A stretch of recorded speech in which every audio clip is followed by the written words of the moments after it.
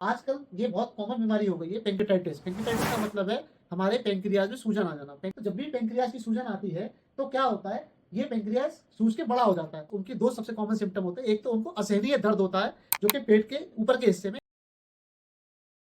मैं डॉक्टर अंकुर बंसल, मैं लेजर और लेप्रोस्कोपिक सर्जन आगरा में SR multi super speciality hospital में सीनियर कंसल्टेंट और डायरेक्टर हूँ। पिछले 16 साल से मैं यहाँ पे रेगुलर काम कर रहा हूँ। आज हम बात करेंगे एक बहुत इंपॉर्टेंट ऑर्गन की जो हमारे शरीर के मध्य भाग में होता है, जिसको पेंक्रियाज या अग्नाशय कहते हैं। अगर आप ये डायग्राम देखेंगे तो ये हमारा पेट है, ये हमारा लिवर है, हमारा जो खाने की नली है पेट पे जाती है, ये हमारी बड़ी आंत है जिसको कि कोलोन कहते हैं। तो कोलोन और पेट के पीछे ये हमारा अग्नाशय होता है जिसको पेंक्रियाज कहते हैं। ये जो अग्नाशय होता है ये हमारे खाने पचाने के एंजाइम्स को सिक्रीट करता है जो कि हमारी बॉडी में निकल के हमारी आंतों में जाते हैं और खाने को पचाने में मदद करते हैं। यही इंसुलिन बनाता है जो कि शुगर को कंट्रोल रखता है। आजकल ये बहुत कॉमन बीमारी हो गई है पेंक्रेटाइटिस। पेंक्रेटाइटिस का मतलब है हमारे पेंक्रियाज में सूजन आ जाना। पेंक्रियाज मतलब अविनाशय, आइटिस मतलब सूजन।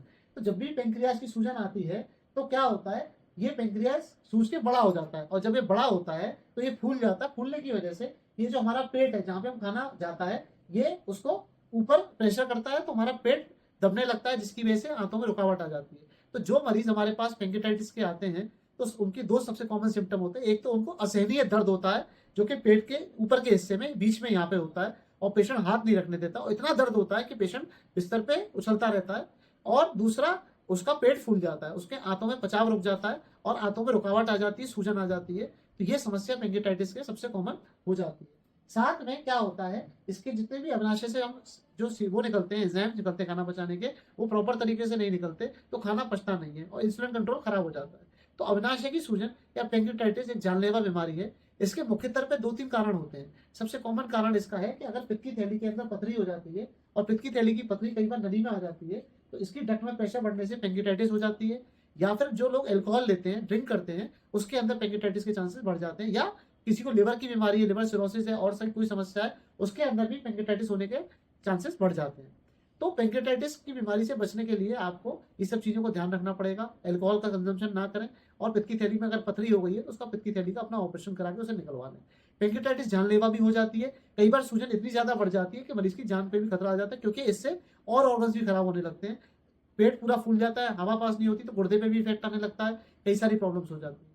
तो पेंक्रेटाइटिस के अंदर बेसिकली ये मालूम कैसे होता है कि पेंक्रेटाइटिस हो गई है, कि हम इसका अल्ट्रासाउंड कराते हैं तो उसमें पेंक्रियाज बढ़ा हुआ दिखता है, एडिमेटस दिखता है, उसके चारों तरफ गंदा पानी भी भर सकता है, इन्फेक्शन भी हो जाता है, और कई बार इसमें नेक्रोसिस भी हो जाती है।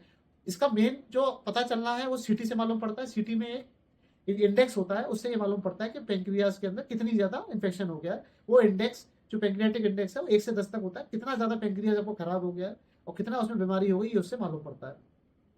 तो पेंक्रेटाइटिस अगर आपको हो जाती है तो इसका इलाज हॉस्पिटल में भर्ती होकर होता है, घर पे इलाज नहीं किया जा सकता, क्योंकि ये जानलेवा बीमारी है। इसमें बीपी पल्स की मॉनिटरिंग रहती है, मुंह से कुछ नहीं देते। अगर मुंह से कुछ भी देंगे तो पेशेंट उल्टी करता है और उसको हवा पास नहीं होती, लेटर नहीं होती, तो पेट और फूल जाता है।